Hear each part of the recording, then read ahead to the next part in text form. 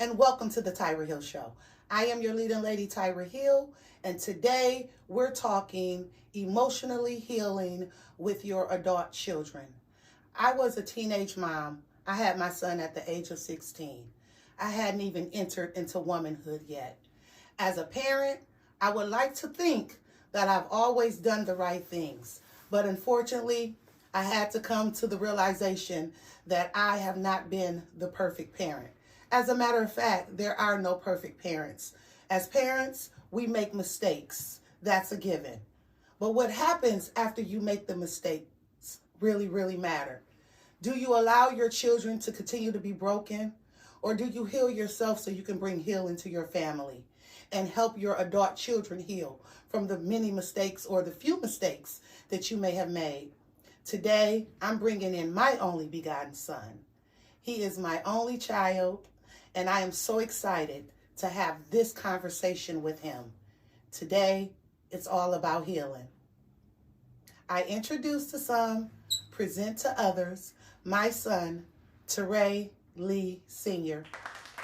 Hi, son. Listen, this is my man, baby. I have to respect his manhood. He is now 30 years old, so today we're going to have an adult conversation as a parent and as a child. Are you excited to be here? Yeah. I'm so excited to have you. Welcome. Thank you, Ma. So today's show, we're talking about it. We're talking about emotionally healing with your adult children. You know, when I got pregnant with you at 16, so much was going through my mind, so many emotions. I was scared. I had to listen to everyone tell me that my life was over. I wouldn't amount to anything. You know, I was still in high school. I was just still a baby. You know, I was 16. I didn't have the answers. I hadn't even entered into adulthood.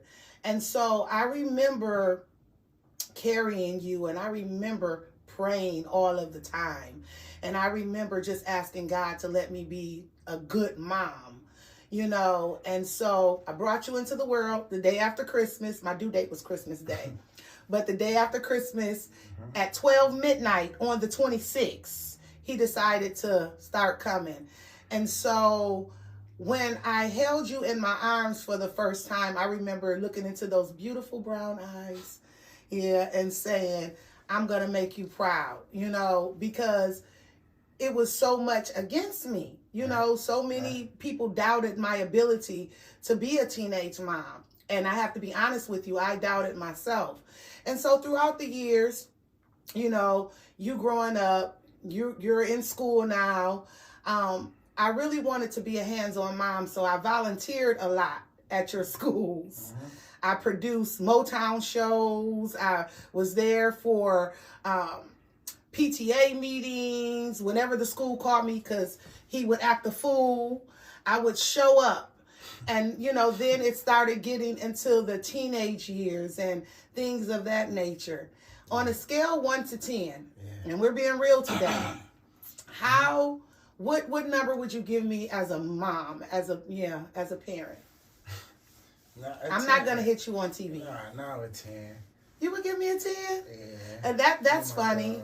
And that's amazing, Oh you know, but listening to you, I think for me, when I started my healing journey and I started going to therapy, because in the past you would say things and they would hurt my feelings. And I've always felt, you know, as long as I put a roof over your head, as long as, you know, I kept you out of jail, as long as you weren't 6 feet under, as long as you had food on the table, that as a parent, I did what I was supposed to do.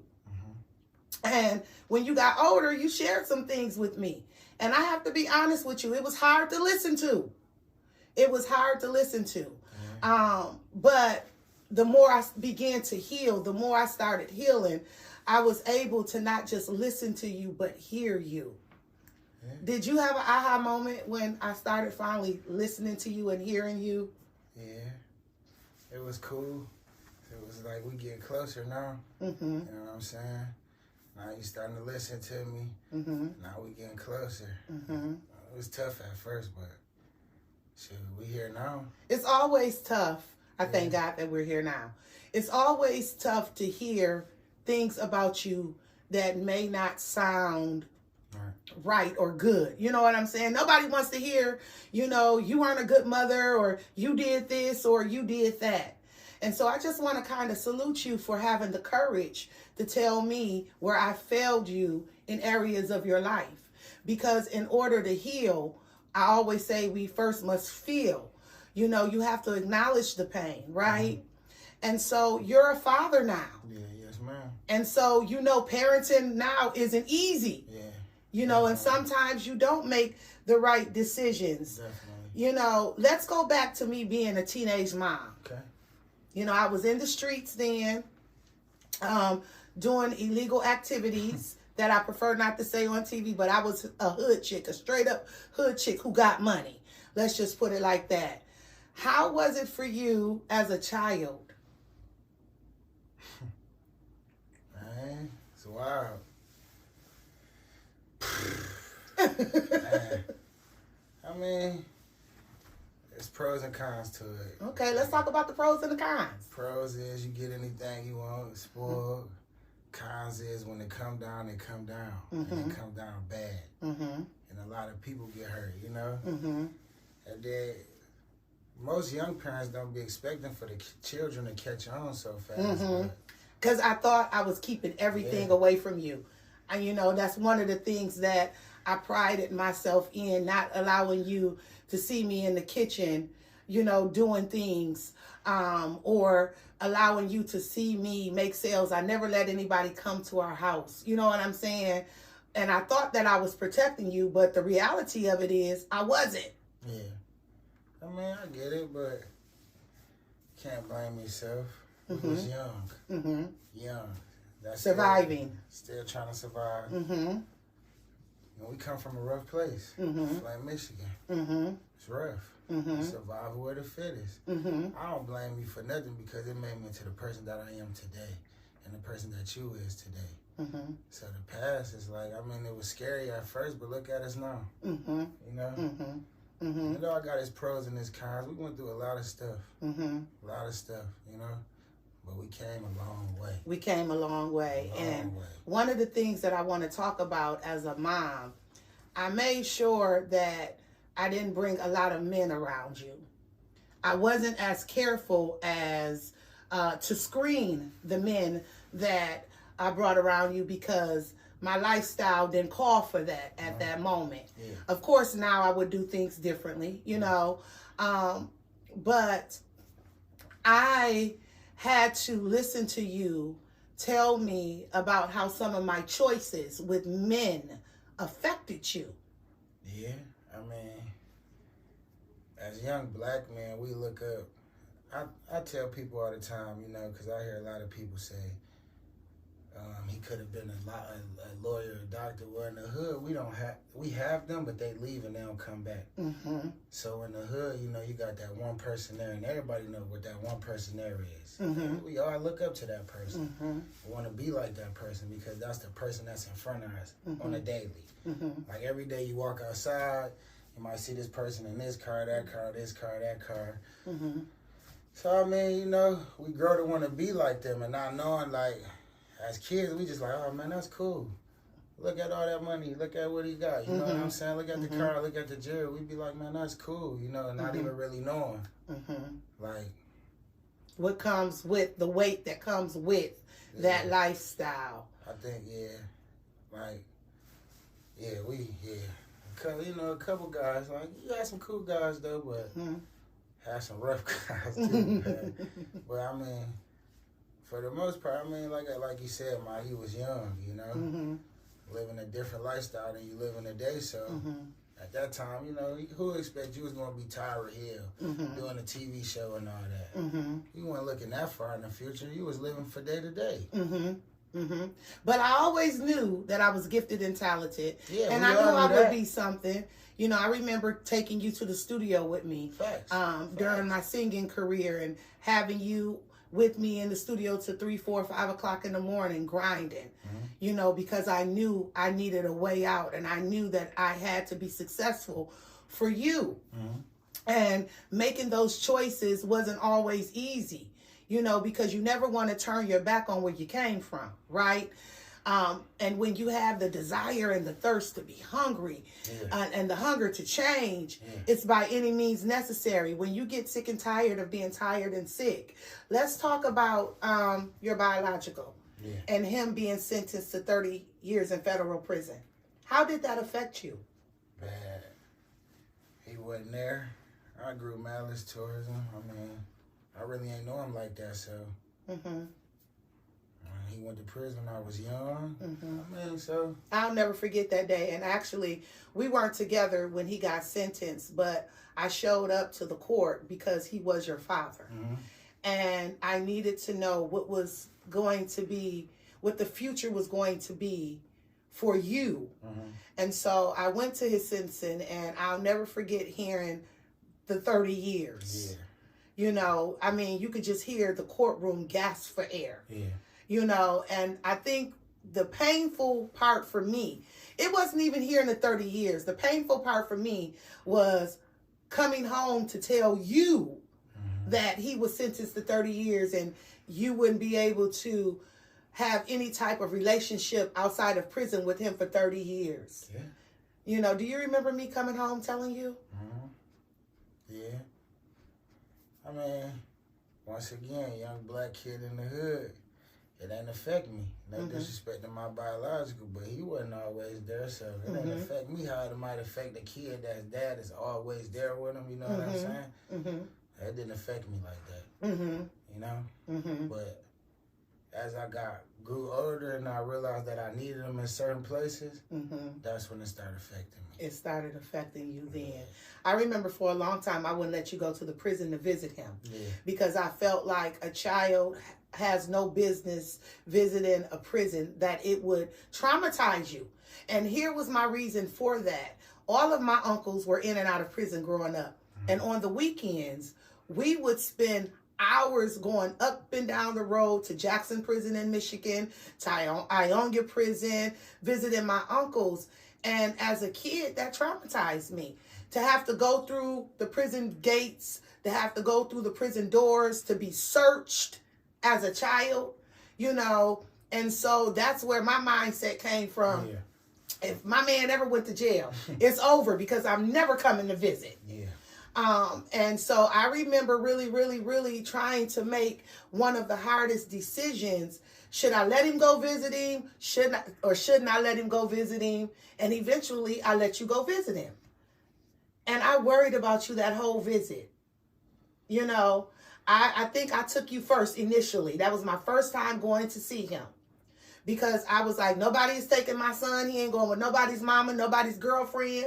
I want to be there to take him. So in case he needs his mama to hold him, you know, from his heartbreak, I'm there. And so I'll never forget that visit.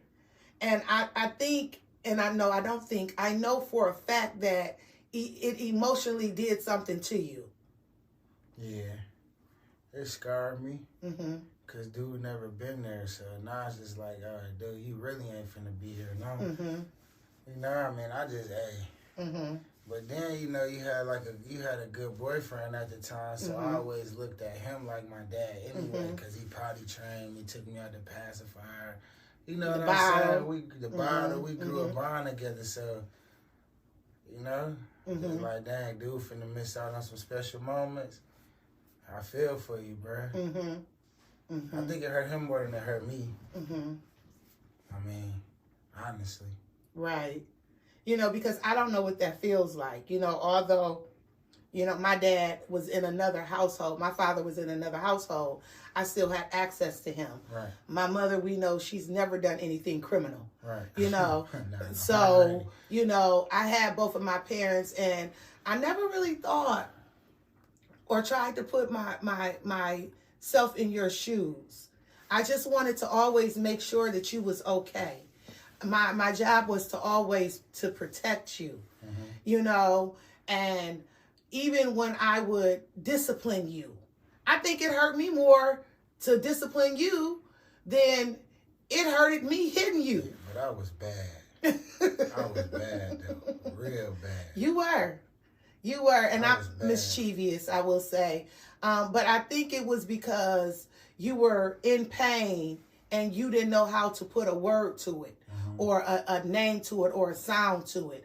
And so you acted out. Do you remember when the school called me and I came to the school and whooped you in front of everybody at the school? Then went back in there and bit back and started acting up again. I mean, and I remember Miss Baker, God rest her soul, she said, you can't spank him in here. And I said, okay, yes, ma'am. And I took him right outside in the middle of the street in front of the school, and I spanked him. Because although I wasn't a tough mom, right, it was still rules. One of the things that I'm grateful for, Tyra, is rearing you up in the church, because I was reared in the church.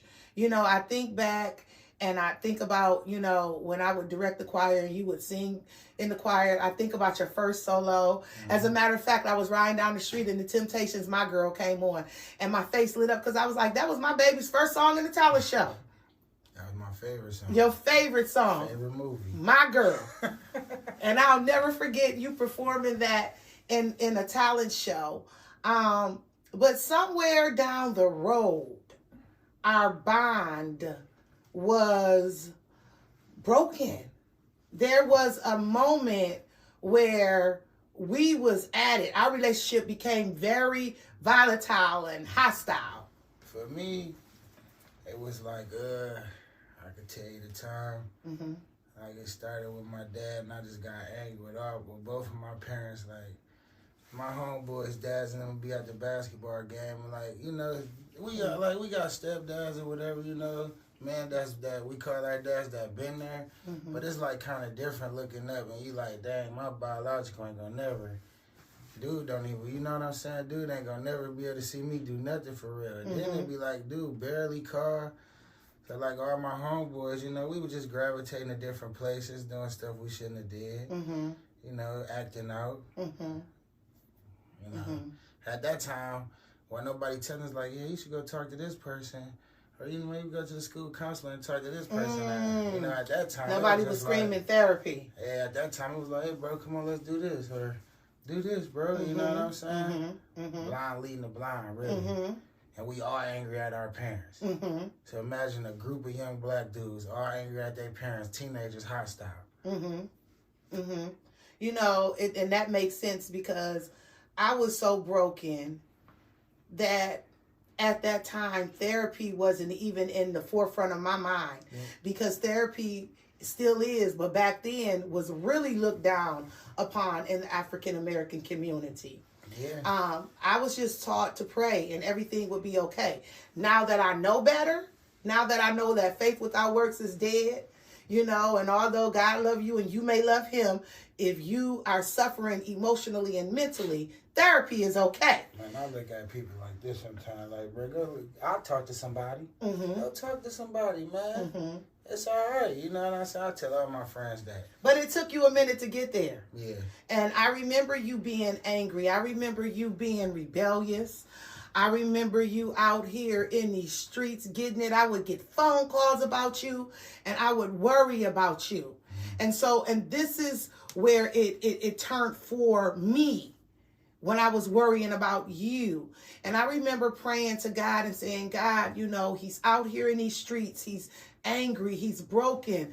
What do? I can't keep going through these court hearings with him. I can't keep getting him up out of trouble. What do I do? And I'll never forget it. God said to me, you parent him the same way I parent you, with forgiveness, with patience, with unconditional love, with compassion, with understanding, with grace and mercy. And I remember saying to God, but I ain't you. And I took on that mindset. So I started applying that. Okay, every time you would do something, I'd be like, okay, I got to forgive him. Right. I got to love him through it. I got to show him compassion. And then it went a step further. Because then you start praying about stuff, because a lot of us like to talk about stuff and pray about stuff and act like our hands are clean in the whole situation. And I remember praying for you one day, and God was like, but you sowed those seeds into his life. Because I was praying that God took you up out of the streets. And he was like, but you sowed those seeds into his life. You sowed hustling into his life. You showed him. He watched you. He saw you. You might not think he saw you. You may not think he watched you, but he learned most of this from you. Yeah, because I remember the first time I told you that the look on your face was like, I was like, dang, my dudes really thought, but you know, we were so sneaky as kids. You know, me and my homeboy P, I don't know if you remember my friend Paris.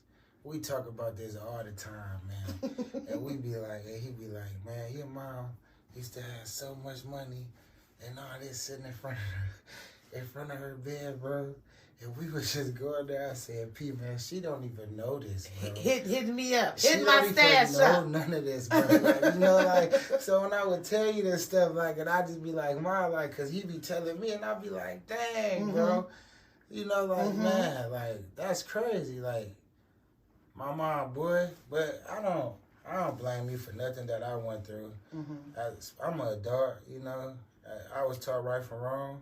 Well, at that time, you weren't. You were a teenager trying to find yourself. Yeah, but we still knew right from wrong. Absolutely. Teenagers, we know right from Absolutely. wrong. And we got a choice, you know what I'm saying? Because besides being good in the streets, I was good with a bar. So I had a different, I could have took a different outlet. You could have. You know what I'm saying? And I think that's what most young people these days, why they don't get along with their parents, because they always want to play the blame game instead of taking their own responsibility for the things that they've done. Like, if you know, if your mom taught you right from wrong and you was raised a certain way and you got a different outlet, just because all your friends is doing this don't mean you got to do it. You be the common denominator between you and what your friends doing and what you doing, and you show your friends, like, look, bro, we could do this and still be somebody.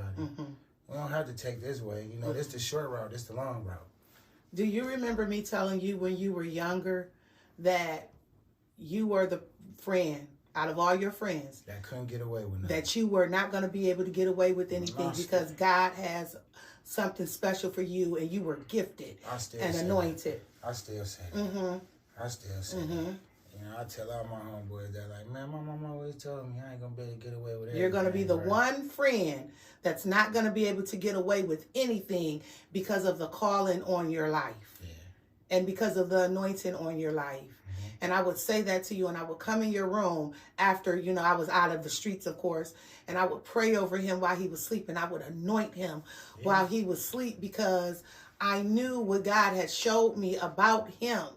And I just wasn't letting the streets and the devil take my son. Like, it was literally a warfare for me, and still is a spiritual warfare for me, because I have so many friends who have lost their children to senseless violence in the community and to gun violence. And I would just always say, God, I don't ever want to feel that pain. God, I don't ever want to sit in that seat. And I would encourage you to pursue your music because you're so gifted and talented. And not only do you have mad rap flow, you can sing. Like, literally can sing. You know, and I get so tickled because I think about your career now, and you're doing really, really good in your career. And I remember telling you years ago, do you remember this conversation? I said, you got so much soul in your voice. You need to do some soul trap. And I kept on saying soul before it was even a name. Before it was even out here, before they was singing and rapping. I would be like, that's what you, I said, it's not even a genre for it, but you can do this. And now I look everybody. But it feel good. I mean, especially like now with me, I get to meet the people that I looked up to. And one person that I looked up to that I got to bump into, he just said that he made it a lot clear for me. Like, you know, y'all young dudes, y'all be believing what these rappers be saying, and then y'all really out here living this life, and they not even living this life for real. But y'all living this life, and y'all did so. It's like you the fool. So because he in the song saying this, that, and the third, you gonna go do it because you really believe he living his life, bro. He not living that life and rapping. You know what I'm saying? And I just said a lot of things clear for me as like what I'm gonna do with myself. You know, like you don't have to be in this life to be a rapper. You know what I'm saying? What Ice Cube call it? What they used to call it back in the day? Reality rap. Reality rap. Reality rap. You know what I'm saying? Well, that's just like Jeezy, and everybody know that I love trap music. I love gospel, but I love trap music, and I love Jeezy. But as much as I love Jeezy, right? I love me some Jeezy. I love me some Lil Baby. I love Lil Durk too. Listen, Durk, right? Yo. Right? And come on now. I'm a nana and a mama. But I love hip hop, right? Ooh. Tupac was my favorite rapper back in my day. But even Jeezy taught y'all generation how to trap and die. But he sent his son to college. But you know what I'm saying? But Jeezy also was one of the first rappers to teach us the good side and the bad side. Yeah. So he gave us the pros and the cons because Pimp C, around that time when a lot of them came out, Jeezy, Boosie, Pimp C was on them. Like, and that's why I love Pimp, because he stood for something. If you're going to tell him one side, don't be one-sided about it. Tell him both sides about it. And what I just told you earlier, Jeezy got one of the best rap albums out, and it's really on some political type. It really ain't on about, like, you know, the old Jeezy. It's on a political type way, man. Well, he's a grown man, and he's a father now. And that's what happens. You evolve. Yeah. You can't stay stuck forever. The streets will only lead you to death or until mass incarceration, which was set up for the black community. And that's one of the things that I've always said to you, you know, and I would always say all of my uncles were in and out of prison, but the generational curse stops with you. You're not going to be in and out of prison, you know. And so for me, I think about growing up. And at that time, in the 90s, Tupac was my favorite. Like, Tupac, you know, yeah, All Eyes on Me, Death Before Dishonor. I mean, everything. You grew up listening to hip-hop.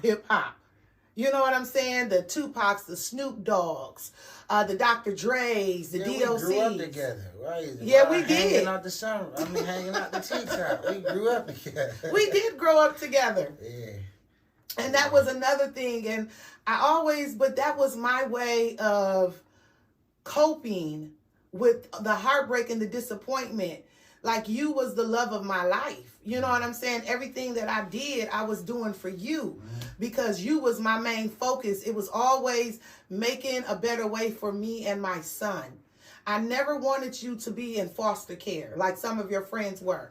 I never wanted you to be without. That's why I made sure that we traveled. I made sure that you went to concerts. You remember your first concert? On a Scream tour. It was a Scream tour? Yeah, he took me and my mans. No, that wasn't your first concert. Oh, Bobby took you to your first concert. It was, with the bad something, with the ABC. Mario, Marcus Houston in that group. Yeah, Marcus Houston in that And group. I'll never forget, you had on a little koozie sweater, some slacks. That's all I used to wear. And some dress shoes. Koozie back in and Lil Romeo. And P. Miller. You always made me get you the velour. They don't make that anymore. They don't make that anymore. Bring that back. They don't make that anymore. I was just talking about that. I said, man, I used to run her crazy, bro. And Air Force Ones. I was just about to say, the only thing I would wear was P. Miller, velour suits, Air Force Ones, and Fat Albert. And Fat Albert. That was all that you wore. And I'm talking about, I made sure in my mind that you had everything you needed, and that was the material side. But emotionally, I failed you in some areas. And I had to come to grips with that. Man, you got to think about it. Your first husband was... So, I had everything. Everything. Like, I don't think most parents that be in the game think about that. You know, when you give your kid everything... They like there's an entitlement. It's not. It can't be no going back from that type of life after that. You know what I'm saying? Because now we used to the Jordans, the Air Forces, and now in these times the Gucci, the Louis, the Dior. It can't be no going back at this point. It's like when you get a child stuck onto that, and then you divert or whatever. Man, you gotta have a strong hold on them, because that's something. It's an option. That's a trigger to make. One going to the streets. He might be like, look, my parent might be like, they done, but it's just the beginning for me. I ain't coming less than Gucci, Louis, Chris Dior, because that's the mindset these kids got today. You know what I'm saying? And, you know, in our time, it wasn't Gucci and Louis, but it was other stuff, and that's just the mindset that we had. You know what I'm saying? And it's a lot worse today. It is. It's a lot worse today because back then we just wanted to get some money and be goofy kids. Mm-hmm. It's a lot worse today. What do you think if social media was on and popping back in my prime? I think we'd be billionaires. Social media's on either billionaires or somewhere we don't want to be. But, okay, that's all I can say. Right. Yeah. Right. But, I mean, you was a dope singer, Ma, so if you had social media in your time, I can't even say that. If you had social media in your time, you probably like a Whitney Houston or something, dude. Mm-hmm. Yeah, because I was serious about singing. You could and sing. I was passionate about singing. And that was my thing. Even when I was doing the gospel musical plays with Dietrich Haddon and the Clark sisters and, doing the plays like Homegirls and Save Yourself Sister, that was I would take you to those rehearsals. Yeah. I was still getting it in the entertainment industry. And so, it's hard, sometimes I think, geez, I really been in the entertainment industry for 30 years since you were a baby.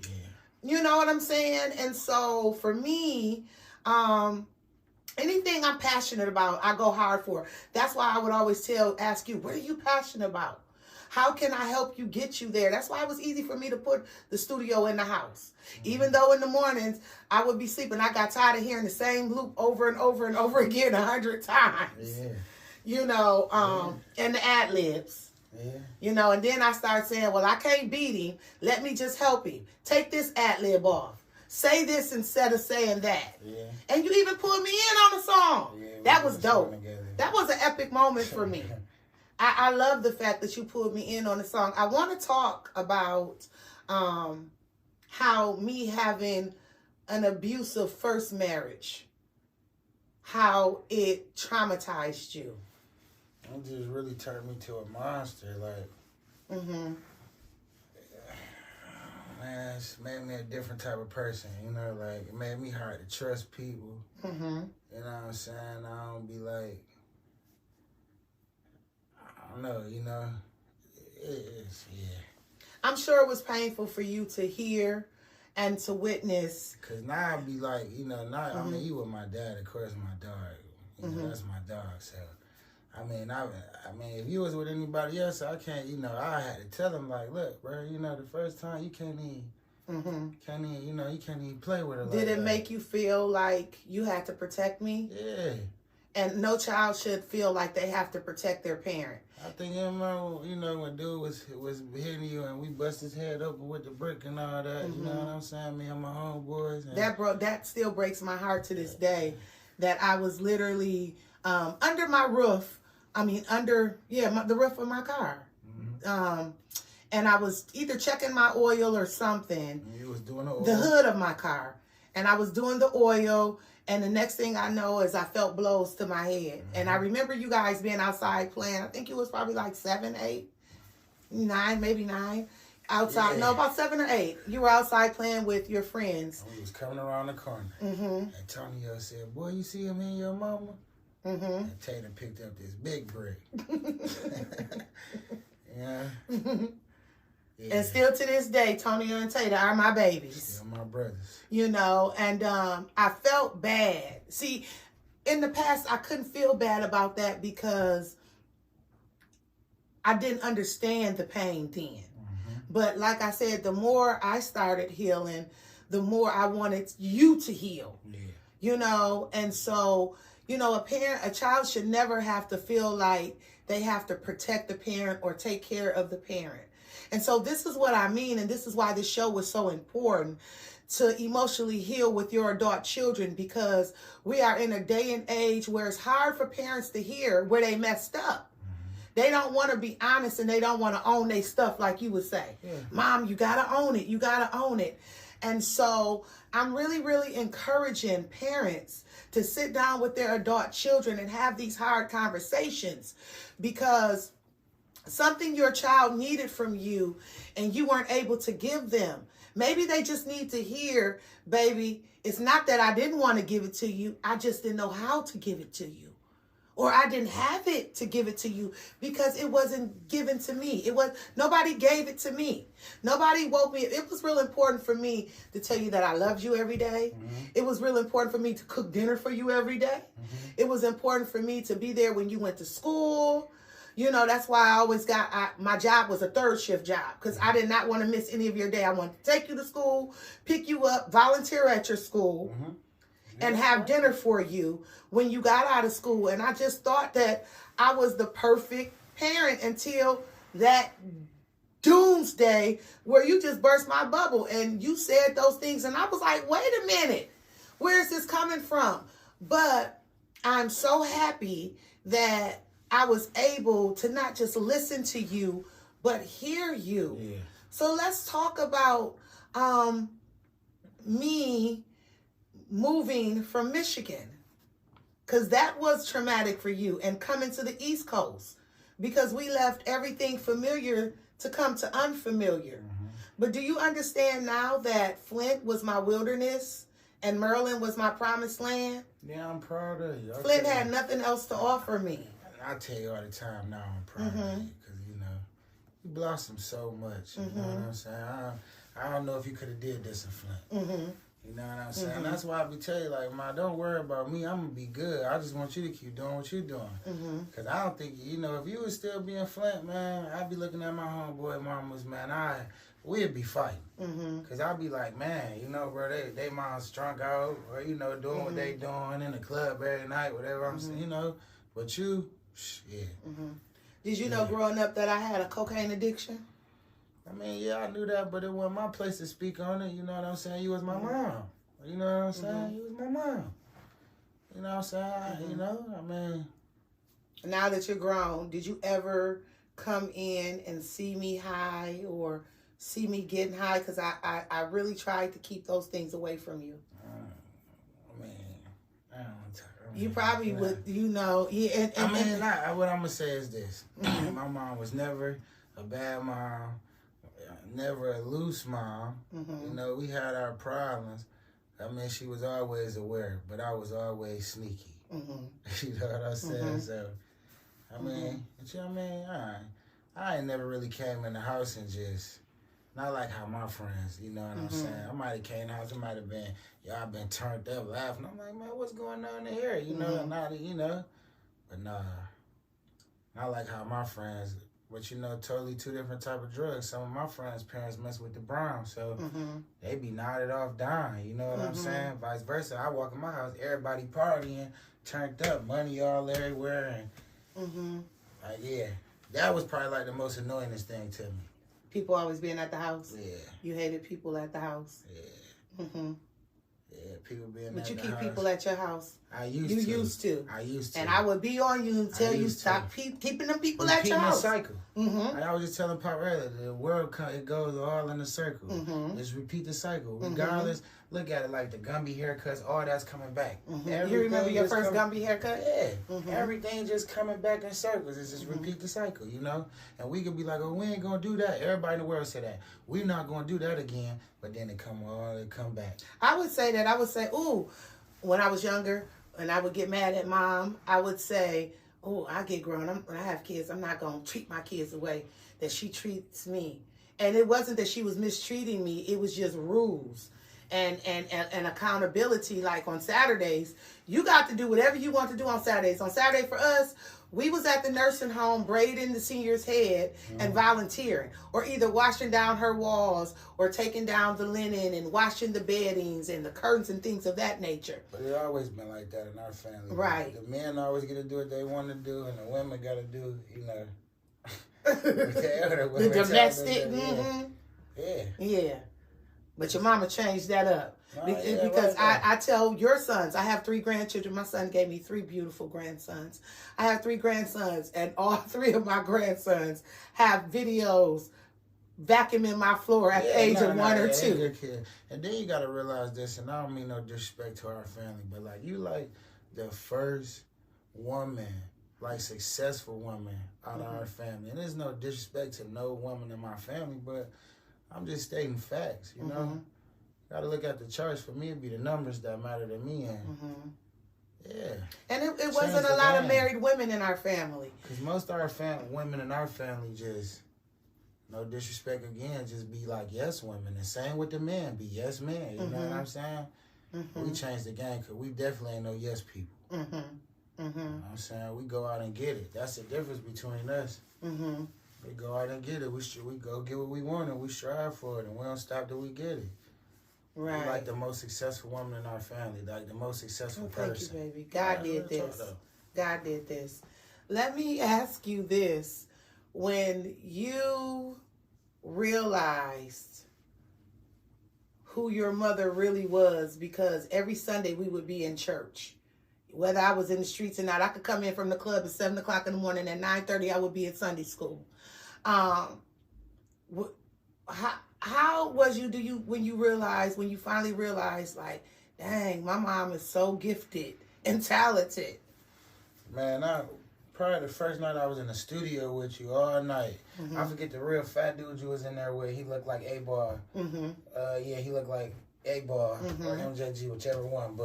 And you was just singing. I was like, dang, dude, my mom could really... She about to be a singer with rappers. That's what I kept saying to myself. We about to be on TV, bro. She about to be a singer with rappers. And I go to school, tell our homeboys, like, bro, my mom about to be a singer with rappers, bro. She about to be on TV. I didn't even know what I had in me. And I always say this, the church nurtured and cultivated my gifts. And then going to my granddad club, the Misty 50s. He'll be in there singing. Yeah. Cause my granddad always make it come up there and sing. Yeah. And I'll be in there eating beef jerky. In the club. In the club. How was you? A kid. Listening to you sing. Listening to me sing. Trying to put some money on, how Cardi says, money on the table.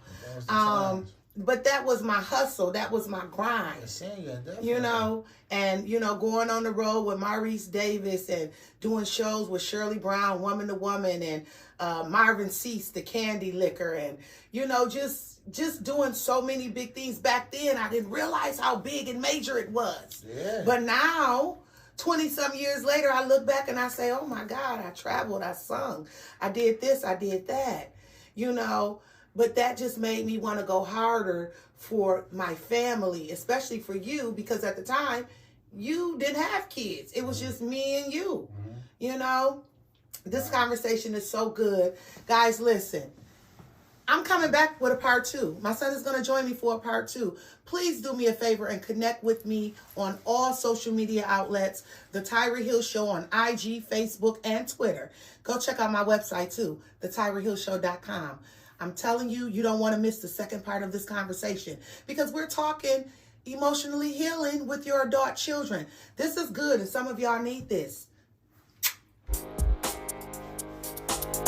I want to talk about it.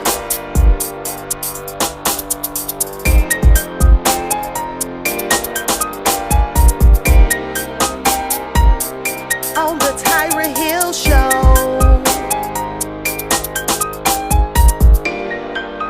Let's talk about it, Tyra Hill Show.